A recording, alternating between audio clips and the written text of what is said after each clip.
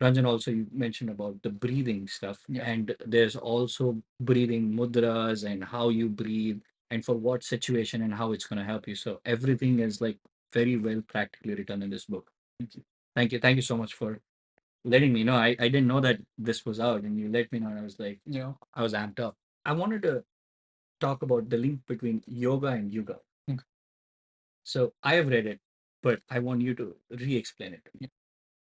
If you ask an average practitioner of yoga, right, uh, what is yoga, right? They probably would fumble upon the answer, right? Yoga, in its purest form, from a definition perspective, just means union. Union. Yeah. Okay. What is that union? The union of you with Paramashiva, okay, or your extremely highest self. Okay. And then we have Yuga. Okay. Yuga is a measurement of time, but it is through this time. Okay. Imagine like Shiva is like the center of the entire universe. Okay. Everything else is revolving around him. Okay. And when you're revolving around something in an elliptical pattern, right? There will be points when you're further away, and then there will be points that are close. Okay.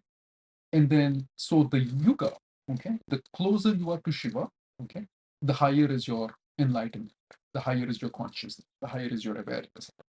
The farther you're away from him, right? The lesser all of these factors are. Okay. So in one way, both the words yuga and yoga, okay, are talking about you. Okay. It's just that from a time perspective, in the yuga that you are in, okay, yoga becomes easy or difficult because you are further away or closer. That's all. Awesome. Very I've super simplified it. Okay. Obviously, you have like so many metrics of time. Okay. Mhm. Yuga is just one thing, right? And then you have to go into the concepts of manmantra, kalpa. Okay. All of these things come into play. And it's going to become so technical so quickly that people might get confused about it.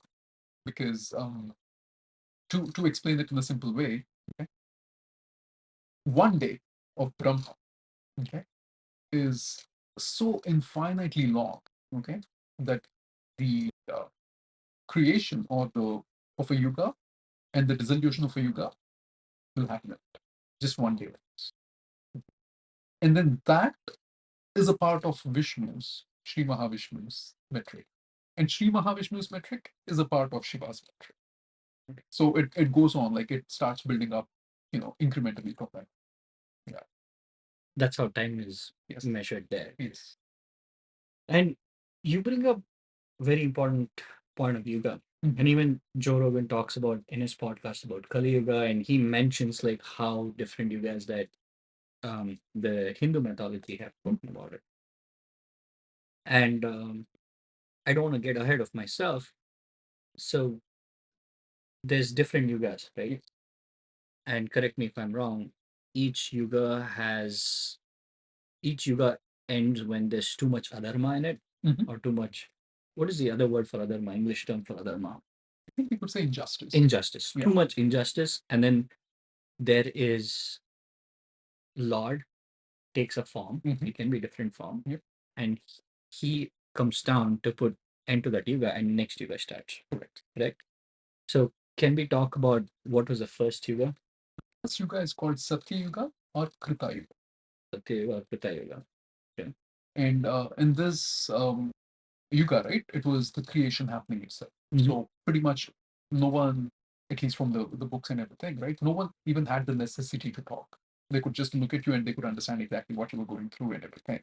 Because their awareness and their consciousness was like so high. Okay. And after that is like the Treta Yuga. Yeah, let's go back to Satya Yuga. Yeah. How did Satya Yuga end, and what was the How did Satya Yuga end? I don't know the answer to that question. Okay. I can take that back as homework for myself. Okay.